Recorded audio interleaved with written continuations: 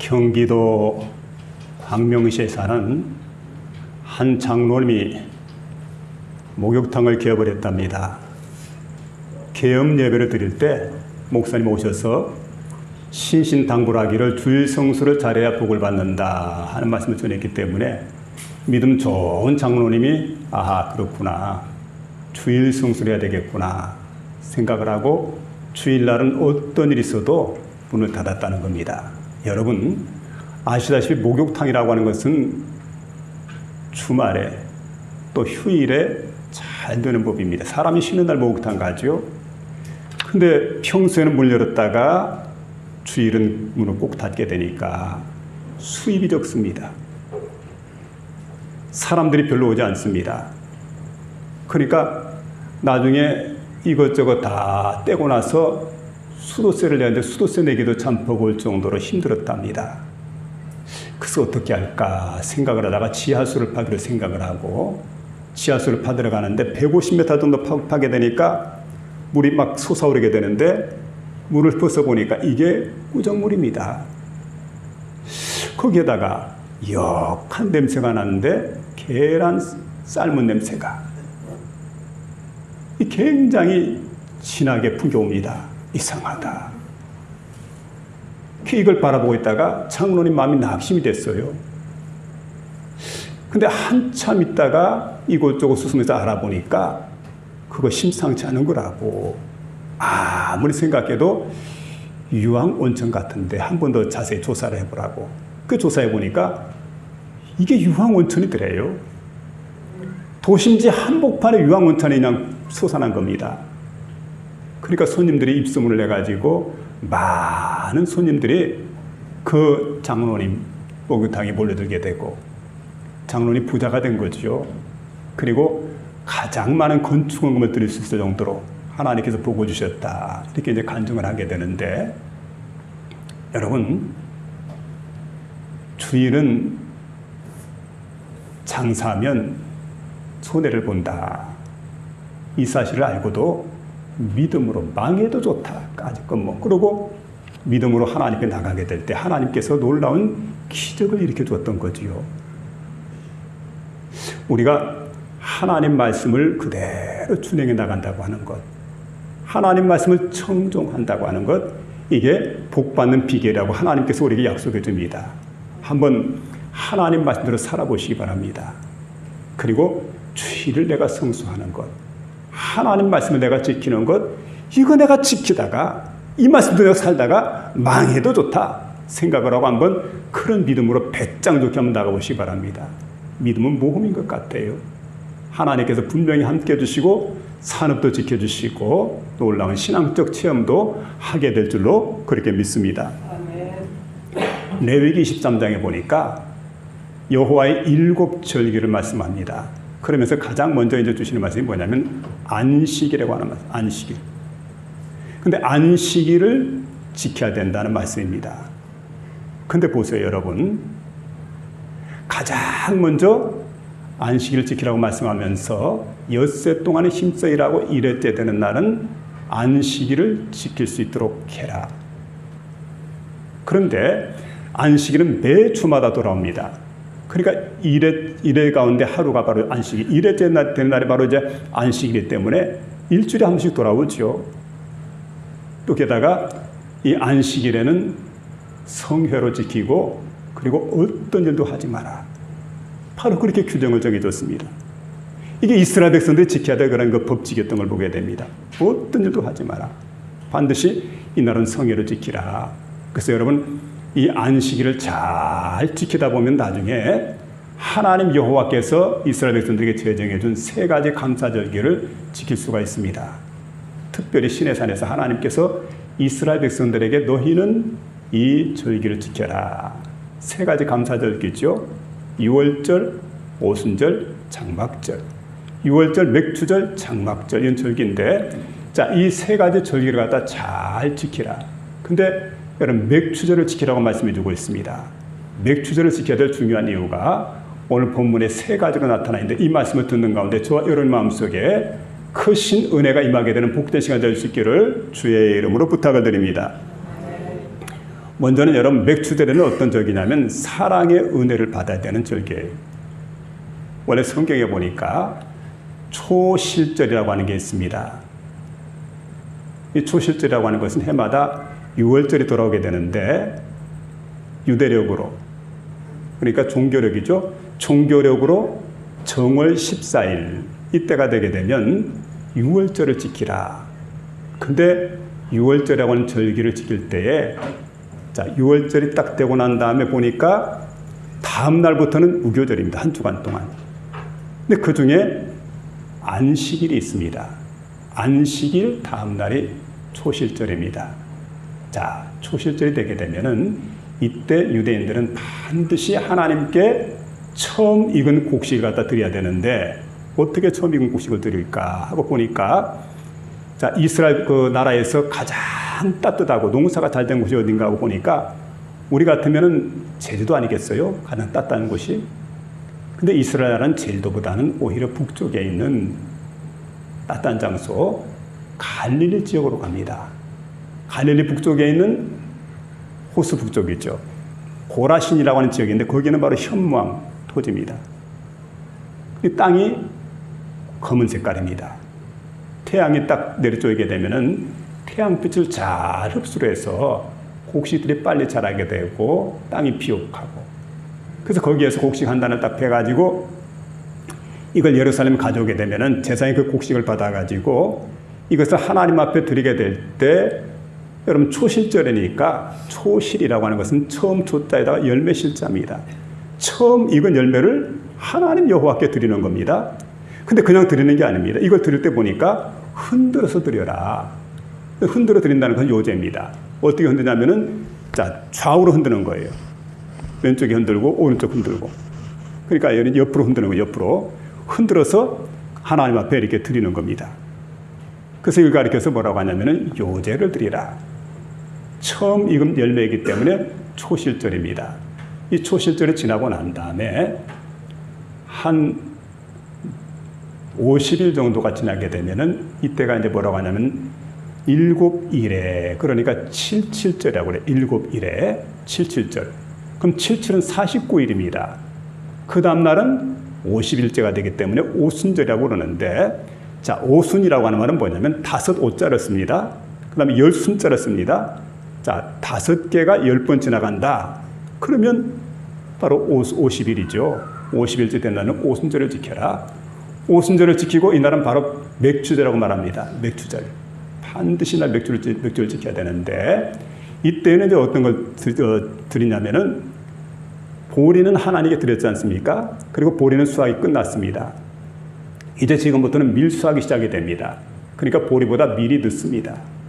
밀수확을 하게 될 때, 자, 처음 익은 밀을 갖다가 제일 먼저 하는 일이 뭐냐면 이걸 가늘게 빻는 그런 거 분쇄 작업을 하게 됩니다. 밀가루를 만드는 거죠. 그리고 난 다음에 떡을 2덩이를 만드는 겁니다. 자, 그러니까 10분의 2에바 한 2대씩일까요? 2대 해서, 자, 이렇게 해가지고 이 떡을 갖다 만들어가지고 이걸 하나님 여호와께 이렇게 드리게 되는데, 요제로 드리게 됩니다. 하나님께 드리게 때 드리는 원칙이 있습니다. 자, 근데 여기 보니까 맥주절에는 누룩을 넣어서 하나님께 드리는 겁니다.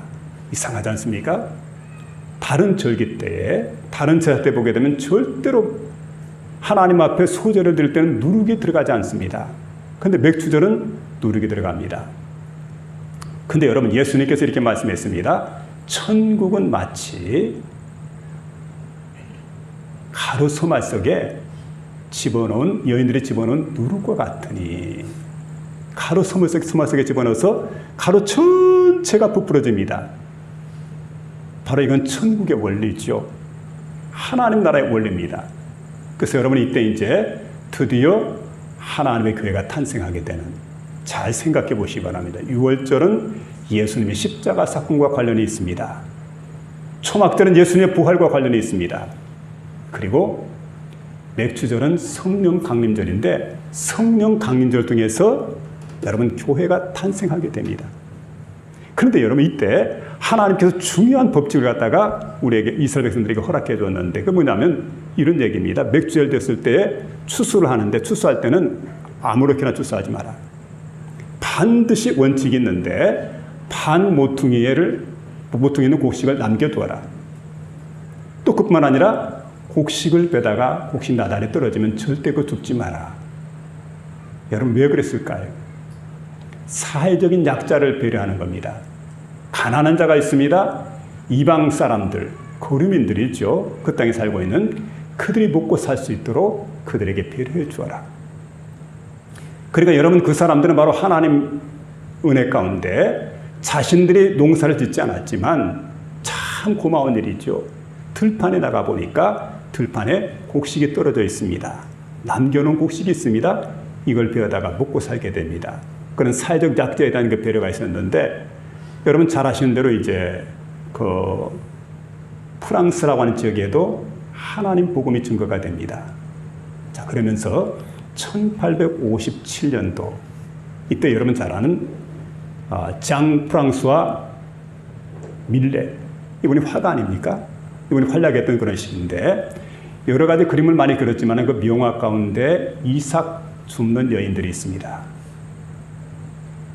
들판이 지금 황금 들판입니다. 추수가 막 끝이 났습니다. 근데 거기 보니까 세 여인이 나타나는데 시골 안 하는 애들입니다. 연세가 지긋한 분들입니다. 근데 두 여인은 허리를 구부려서 이삭을 줍고 있습니다. 한 여인은 자신이 준 이삭을 바구니에 넣고 간수하고 있는 그런 장면을 보여주고 있습니다. 그리고 배경을 보니까 하늘에 구름이 10개 지금 펼쳐져 있는데 그 아래 보니까 수확물이 지금 수북이 쌓여가지고 길게 늘어져 있습니다. 그리고 오른쪽을 딱 보니까 집 앞에 치주 한 사람이 말을 타고 일꾼들이 일하는 모습을 물끄러미 지켜보고 있는 그런 장면입니다. 여러분 밀레라고 하는 사람은 아시는 대로 가난한 집안에 태어난 사람입니다. 그리고 가난한 환경 속에 자랐습니다. 일하는 농민들의 모습을 종교적으로 이렇게 승화시켜가지고 종교적으로 심화시켜서 아름다운 작품들을 많이 그려낸 그러한 그 사람이었는데, 자, 이 그림을 한번 보시게 되면 여기에 이제 당시에 프랑스 사람들의 그 삶의 모습을 보게 되는데 얼마든 바닥에 떨어져 있는 곡식 나달 주워가는 것, 이건 바로 허락이 되어져 있었다는 거죠. 이게 바로 이제 신앙적 영향을 받아가지고 우리 기독교적인 영향을 받아서 성경에 나타난 대로 그 삶을 그대로 실천한 겁니다. 지주들은 다 거둬가지 않고 모퉁이를 남겨두게 되고, 그리고 떨어진 곡식을 줍지 않고 사회적인 약자들은 그것을 주워갈 수 있는 권리가 그들에게 있었던 걸 보게 됩니다. 이게 바로 사회적으로 인정했던, 농촌사회에 인정되었던 그런 권리였던 것을 우리에게 보여주고 있습니다. 여러분, 오늘은 맥주감사주일입니다. 맥주감사주일은 우리가 하나님께 나서 감사하면서 축제하는 것도 중요하지만 더 중요한 것이 있다고 한다면, 또 한 가지 있다고 한다면 그건 바로 여러분 사회적 약자를 생각할 줄 아는 마음. 그러니까 하나님을 사랑하고 사회적인 그들에게도 사랑을 베풀 수 있는 넉넉한 마음을 갖고 살아가는 저와 여러분이 될 수 있기를 주의 이름으로 부탁을 드립니다. 두 번째는 맥주절에는 회개의 은혜를 받아야 된다는 겁니다. 무슨 은혜예요? 회개. 사랑의 은혜를 받아야 되겠고, 두 번째는 회개의 은혜를 받아야 되겠는데, 여러분 맥주절 이게 보니까 지키는 원리 가운데 이스라엘 백성들이 드리는 제사는 5개가 있습니다. 5개 제사 가운데 속건제는 빠졌습니다. 나머지 4개 제사가 드려지게 되는데 4개 제사의 특징이 있습니다. 모든 제사가 회개를 명하고 있습니다. 회개와 관련이 되어 있어요. 그러니까 여러분, 이건 뭘 얘기하냐면은, 자, 새 출발을 하게 될 때 회개를 하면서 새 출발하는 거지요. 회개를 통해 새 출발. 우리가 여러분 성경 고린도서 5장 10절에 보게 되면 그런 적 누구든지 그리스도 안에 있으면 새로운 피조물이라. 이전 것은 지나갔으니 보라 새 것이 되었도다. 이전 것은 지나갔으니 보라 새 것이 되었도다. 여러분 그럴 때 새 출발하게 되죠. 새 출발을 바로 회개하면서 새 출발하는 것. 회개하면서 새 사람 되는 것. 너무 중요한 일입니다. 자, 이렇게 이제 회개를 통해서 새 사람이 돼야 되겠는데, 자, 여러분 이제 아시는 대로 이스라엘의 절기는 7개입니다. 그런데 먼저 첫 번째 절기가 뭐냐면 6월절을 중심으로 해가지고 펼쳐지는 절기인데, 자, 6월절부터 맥추절까지 한 50여일의 기간입니다. 그러니까 6월절 다음 날은 무교절입니다. 무교절은 한 주간 동안 지키게 됩니다. 근데 그 한 주간 가운데 안식일을 지키고, 안식일 있지 않습니까? 일주일이니까 안식일 지키고 그 다음 날이 바로 초실절입니다. 초실절부터 숫자를 계산하게 됩니다. 그래서 77절, 그리고 그 다음 날이 오순절인데, 그날을 가리켜서 오순절이라고 그러고 맥추절이라고 그럽니다. 자, 그러고 난 다음에 넉 달 동안은 절기가 없습니다. 그러다 갑자기 7월 초하루가 되게 됩니다. 유대력이 어떻게 보면 종교력이죠. 근데 이제 유대력으로 보게 되면 7월 초하루가 정월 초하루가 되는 겁니다. 정월 초하루는 뭐랄까요? 나팔을 불게 됩니다. 그래서 온 백성을 성회로 보이라고. 그래서 나팔절입니다. 그 다음에 7월 10일은 속죄일입니다. 하나님 앞에 모든 죄를 끌어안고 하나님께 나와서 회개하는 속죄일. 그런가 하면 7월 15일은 초막절입니다. 장막절이죠.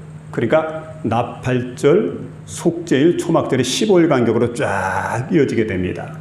그러니까 이렇습니다. 여러분, 이스라엘 백성들 6월절 날 하나님 앞에서, 자, 이제 6월절이라고 하는 그 절기가 참 중요한데, 이때 예수님께서 십자가에 못 박혀 돌아가신 그런 절기죠.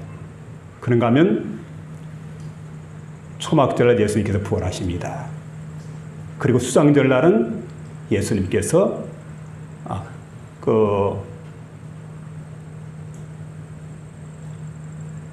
나팔절, 자, 그 다음에 나팔절 다음에 뭡니까?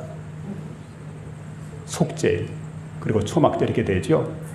우리 그 맥추절은 예수님께서 이제 부활하신 날, 그 성령을 우리에게 보내신 날이고, 이 세 가지 절기가 참 중요한데, 근데 이게 보면 이제 이런 말씀이 있습니다. 자, 나팔절을 갖다가 이렇게 지키게 될 때, 그러니까 이스라엘 백성들이 맥추절에 그 회개하고 잘 지내고 있다가 속죄일에 원죄를 씻음받게 돼요. 그리고 난 다음에 속죄일이 지나고 난 다음에 초막절이 되게 될 때는 다 같이 들림받아서 하나님 나라에 들어가게 되는, 이 날이 이렇게 삼하게 되는데, 그런데 여러분이 이제 그 죄에 관한 말씀이 요엘서 1장 4절에 말하고 있는데 이렇게 말합니다. 당시 요엘 선자가 있던 시대에 얼마나 백성들이 많은 죄를 지었던지 이렇게 말씀해 주고 있어요. 여러분, 비슷한 것들인데 메뚜기 종류죠. 메뚜기 종류인데 팥종이가 먹은 걸 갖다가 먹고 남은 것을 메뚜기가 먹고, 메뚜기가 남긴 것을 느치가 먹고, 느치가 먹은 것을 먹고 남은 것을 황충이 먹었도다, 이렇게 말하게 되는데, 그럼 왜 그렇게 되었을까? 이스라엘 백성들이 하나님을 떠났습니다. 우상을 섬겼습니다. 엄청난 죄를 범했습니다. 그럴 때 하나님께서 이스라엘 백성들에게 복을 주신 것이 아니죠. 그들에게 재앙을 내리게 됩니다.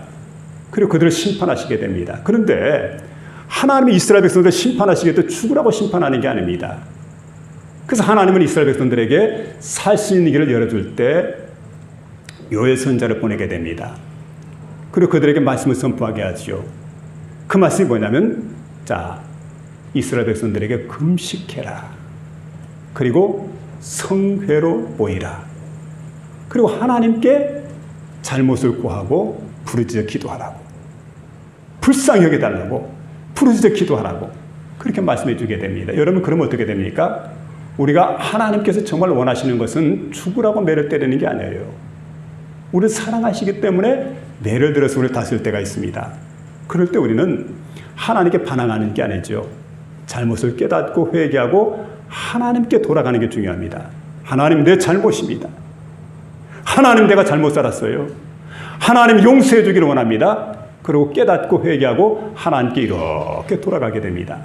하나님께 돌아가게 되는데, 자, 그럴 때 하나님께 돌아가게 되면은 우리를 어떻게 합니까? 미리 용서해 주십니다. 다 아세요. 그리고 우리가 하나님께 돌아가는 모습 딱 보고 있다가 버선발로 뛰어나옵니다. 반갑게 맞이합니다. 그리고 그들을 위해서 풍성한 잔치상을 베풀어 줍니다. 풍악을 울려라. 잔치상을 꺼내와라. 그러고 막 잔치를 베풀게 되는데, 그럴 때 여러분 어떻게 합니까? 먹고 마시고 즐기는 거죠, 주 안에서. 하나님은 그런 삶을 우리에게 원하시는 걸 볼 수가 있습니다. 그래서 여러분, 이 날은 어떻게 지키는 적이냐? 기뻐하고 즐거워하라. 그리고 회개하면서 용서받고 하나님 앞에 영광을 돌리는 그런 삶을 살아가라고. 김정준 목사님이 있습니다. 이분은 찬송가 9장을 작시한 분인데, 하늘에 가득한 영광의 하나님, 온 땅에 충만한 존귀하신 하나님, 이렇게 시작되는 노래죠. 이분이 젊은 나이에 폐병이 걸렸습니다. 옛날 참 폐병이 무서웠습니다. 마산 결핵요양원에 이렇게 이송이 됐는데, 거기 와가지고 죽음의 병동에 이렇게 실려갔습니다.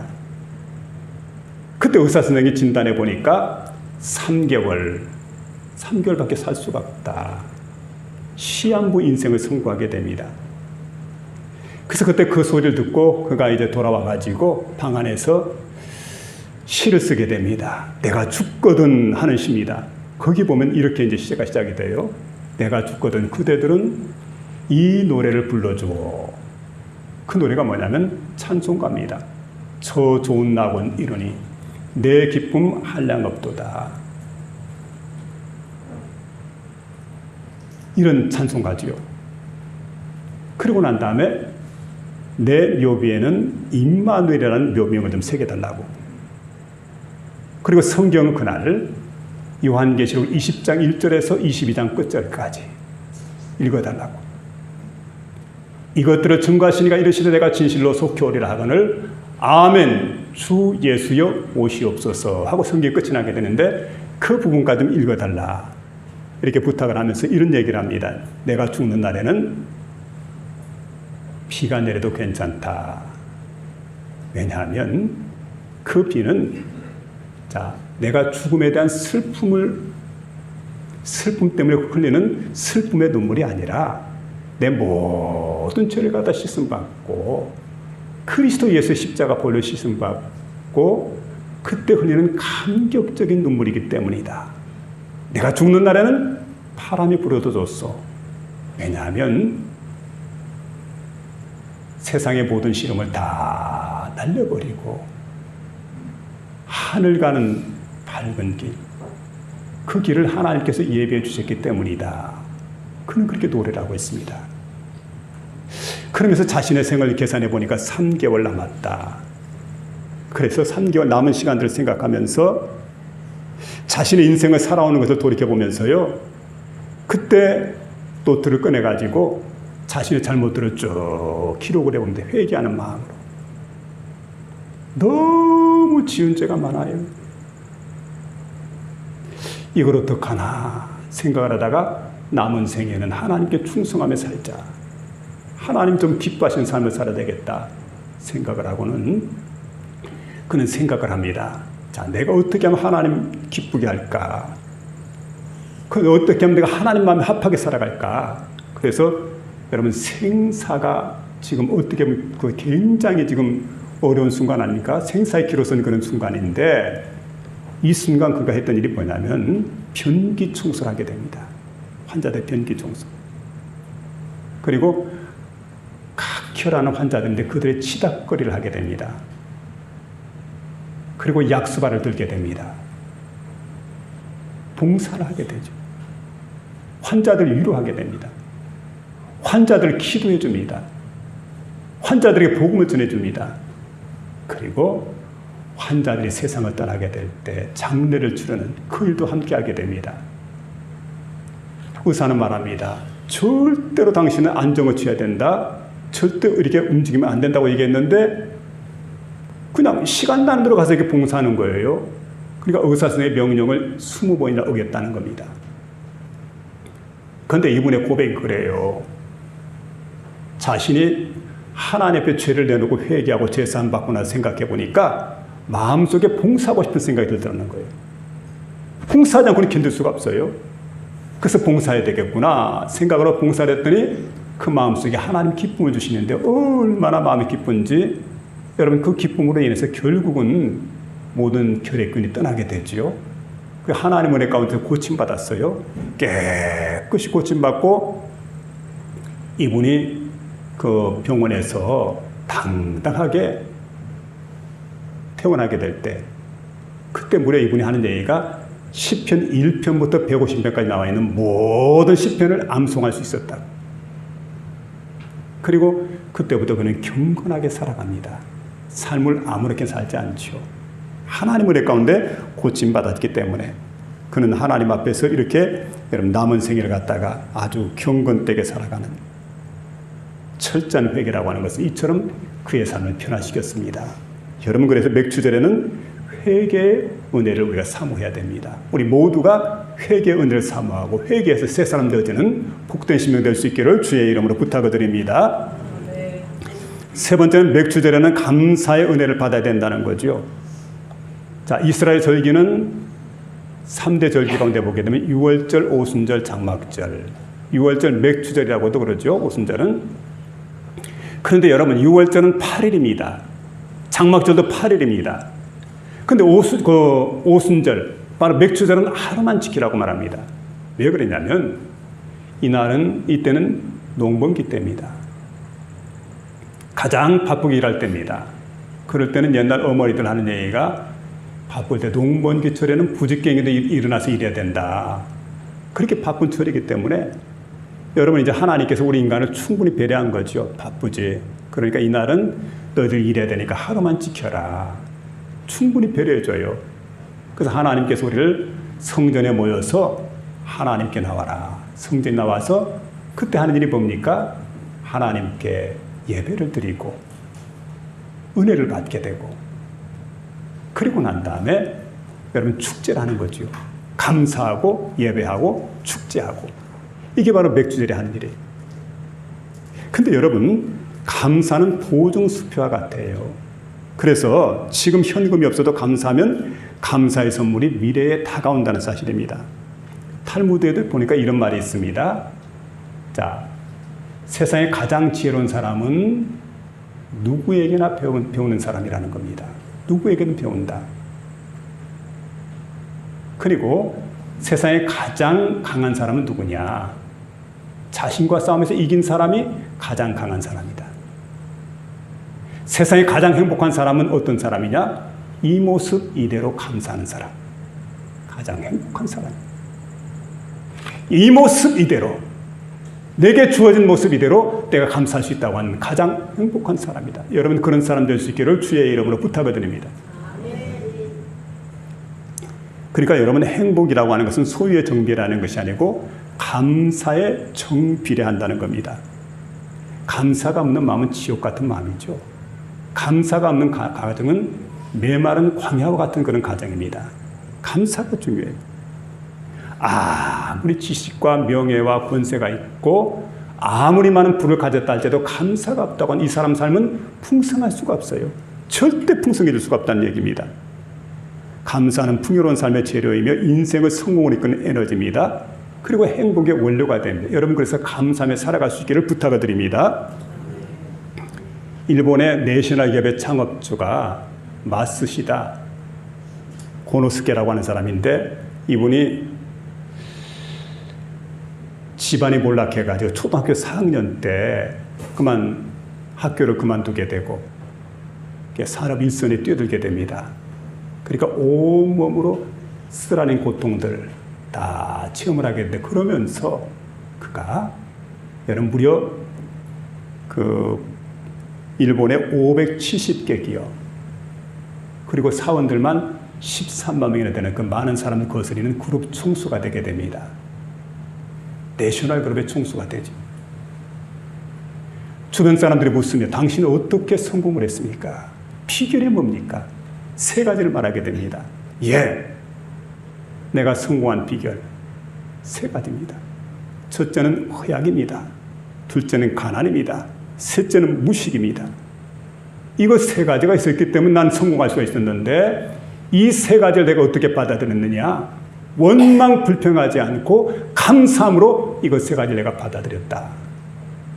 바로 그와 같은 얘기예요. 그러니까 허약했기 때문에 감사를 합니다. 그러니까 내가 허약하니까 건강의 중요성을 깨닫고 건강을 잘 지켜나간 거예요. 내가 가난했기 때문에 어려서부터 기술을 빨리 킨 겁니다. 그리고 내가 무식했기 때문에 모든 사람을 스승으로 생각하고 그들에게서 배웠다는 거지요. 그랬더니 성공할 수 있는 자가 되었다. 바로 이와 같은 중요한 이야기를 하고 있습니다.